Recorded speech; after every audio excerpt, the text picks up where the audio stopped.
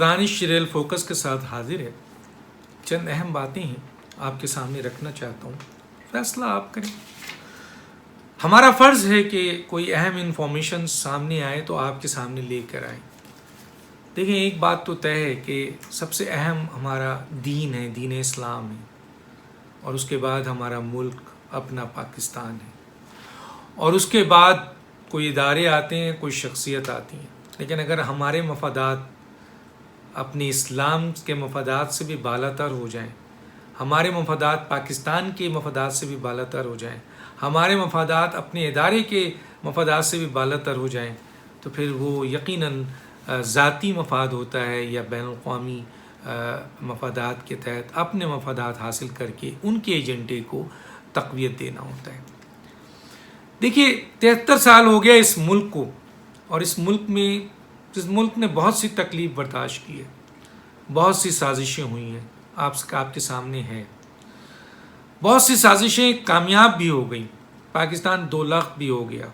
بہت سی سازشیں کامیاب بھی ہو گئیں، اس ملک کے محبوب وزیر اعظم کو پھانسی بھی دے دی گئی، اور کسی کو شہید بھی کر دیا گیا، اور کسی کو پاکستان بننے کے بعد فوراً شہید کر دیا گیا. اور کیا کچھ نہیں ہوا ہے، میں اس ڈیٹیل میں نہیں جانا چاہتا.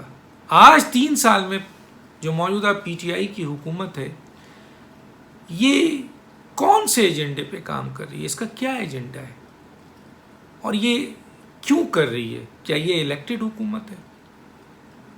کیا یہ ایک اکثریتی عوام کی الیکٹڈ حکومت ہے؟ تو جواب آئے گا نہیں. میں نہیں کہتا، سب سے پوچھ لیں.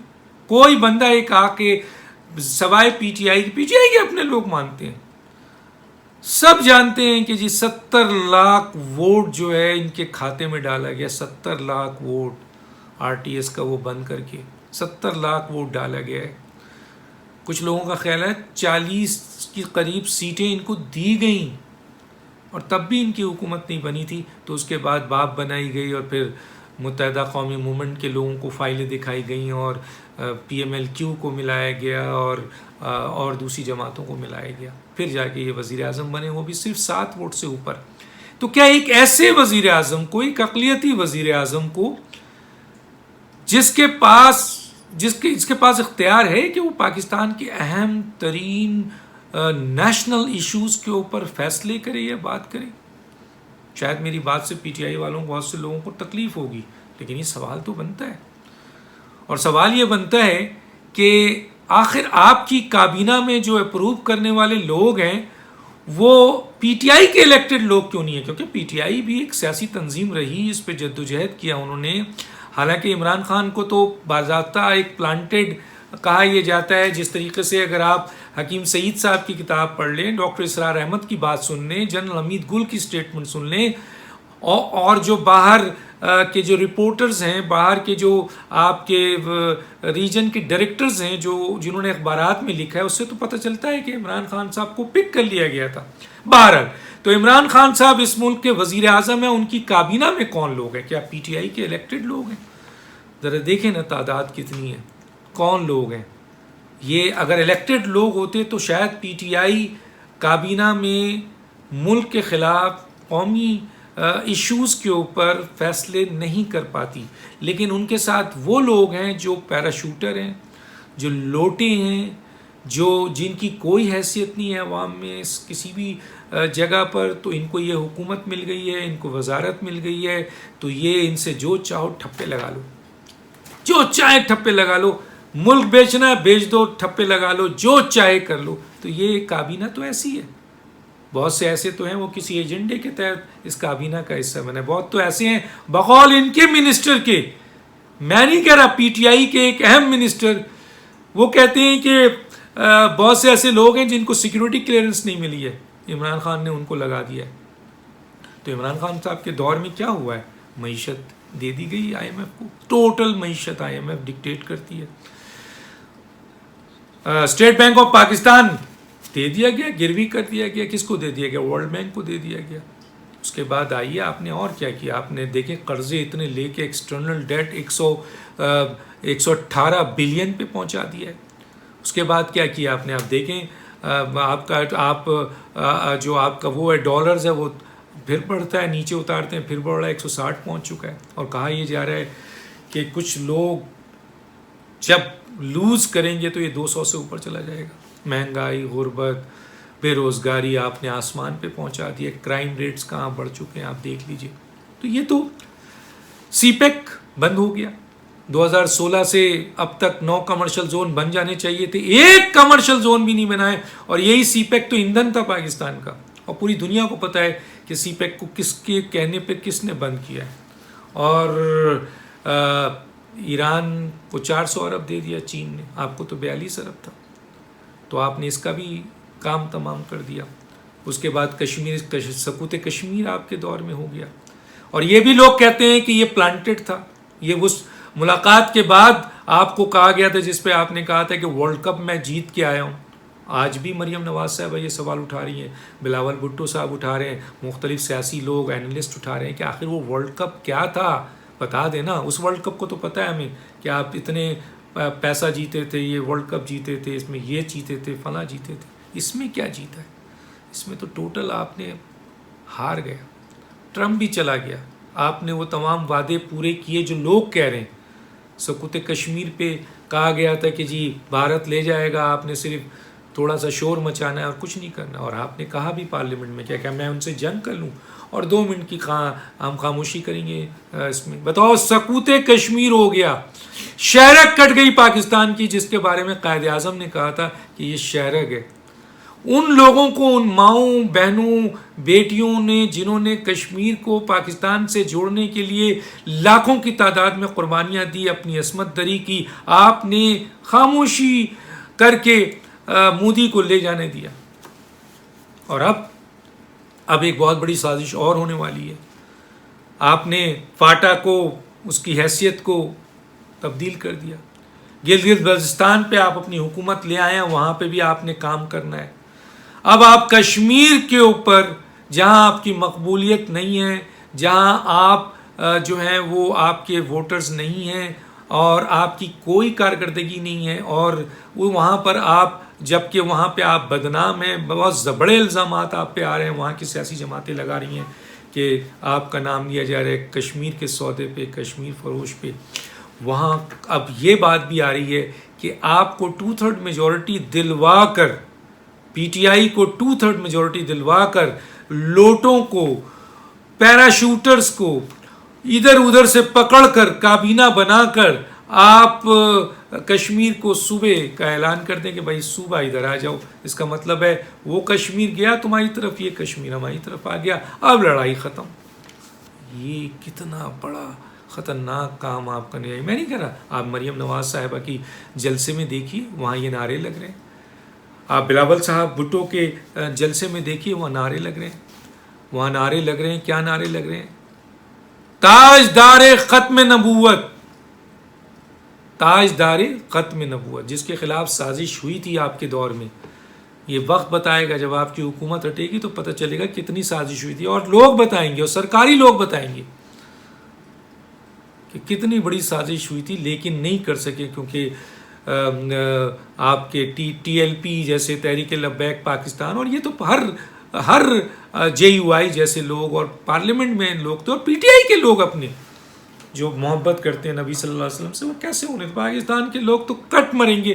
یہ نہیں کام کر سکے آپ، لیکن باقی آپ کام. اس کے بعد آپ کہتے ہیں کہ جی کشمیر کا مسئلہ حل ہو گیا تو نیوکلیر آپ دے دیں گے. آپ نے یہ بھی کہا، اب تو کل کشمیر کا مسئلہ حل کرنے جا رہے ہیں آپ. اگر یہ سازش ہے اور لوگ الزام لگا رہے ہیں، یا تو پھر اس کی آپ تصدیق یا تردید کریں کہ صوبہ نہیں بنے گا، چاہے آپ کو 2/3 میجورٹی دلا دی جائے، یہ اعلان کریں آپ.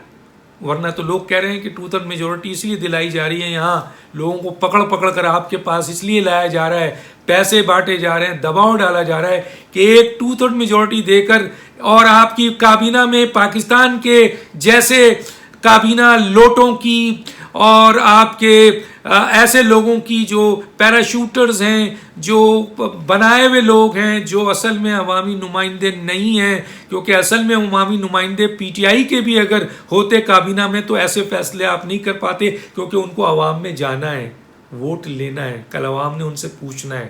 لیکن آپ سے کون پوچھے گا؟ اور ان لوگوں سے کون پوچھے گا؟ انہوں نے تو یہاں پر یہ گڑبڑ کرنا ہے، پھر غائب ہو جانا ہے، پھر کسی سیاسی جماعت میں سے یا کسی اور ذرائع سے یا کسی ادارے سے، جیسے 4 نمبر گیٹ کا ایک ملازم جو ہے وہ آج کہتا ہے کہ جی 2 قومی چیزیں، ایک فوج ہے اور ایک پی ٹی آئی ہے.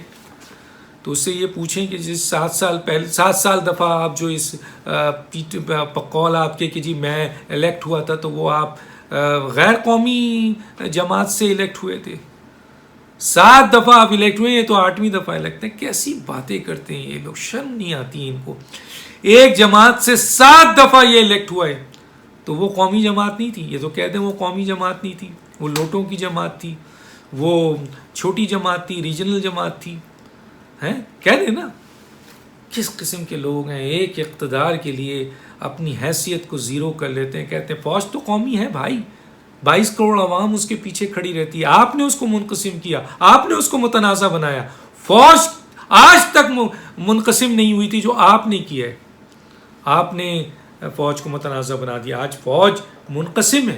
آپ دیکھ لیں، سوشل میڈیا میں جائیں کہ اور آپ یہ کہتے ہیں کہ فوج اور پی ٹی آئی پھر ایک ہے، کیونکہ جو گالیاں پی ٹی آئی کو پڑ رہی ہیں کیا فوج کی طرف جائے؟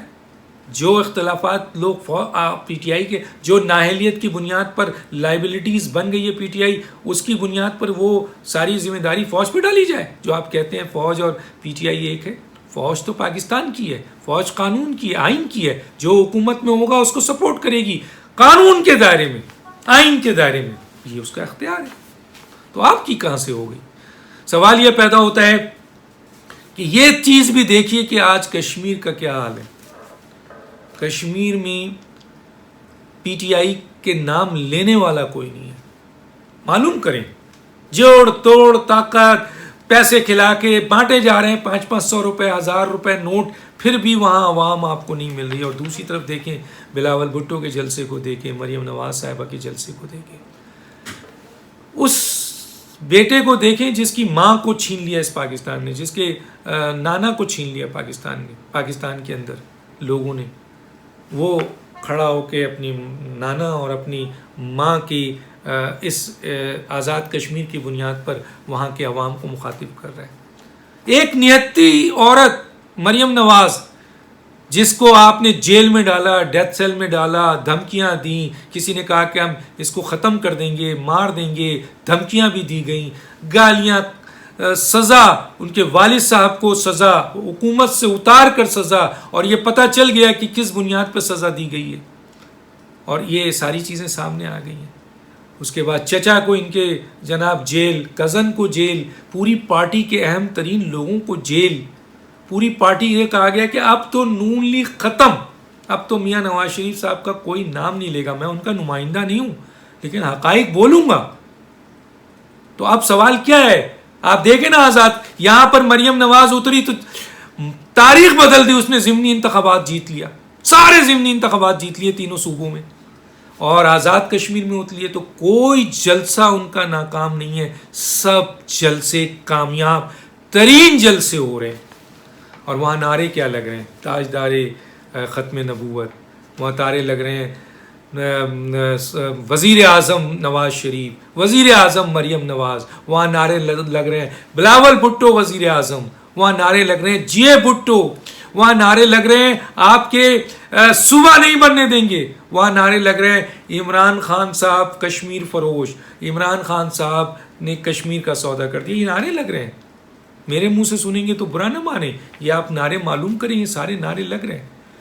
تو سوال یہ پیدا ہوتا ہے کہ کس طریقے سے عوام کے دلوں کو زبردستی، جو عوام کے دلوں میں وہ آئے گا، آپ کے زبردستی کرنے سے، کسی کے زبردستی کرنے سے تاریخ نہیں بدل سکتی. اور اب آزاد کشمیر کے الیکشن کو چرانے کی کوشش کی جا رہی ہے. ویلی میں پاکستان کے اندر تو نادرا اور منسٹری آف انٹیریئر اس پہ کام کر رہی ہے. شیخ رشید صاحب، لوگوں کے بھاری الزامات ہے کہ گیٹ نمبر 4 کا ملازم جو ہے وہ یہاں بڑی زبردست دھاندلی کرنے جا رہا ہے، لوگوں کے ووٹر لسٹ میں نام اڑا رہے ہیں. میں نہیں کہہ رہا، سیاسی پارٹیاں کہہ رہی ہیں، میں تو کوٹ کر رہا ہوں.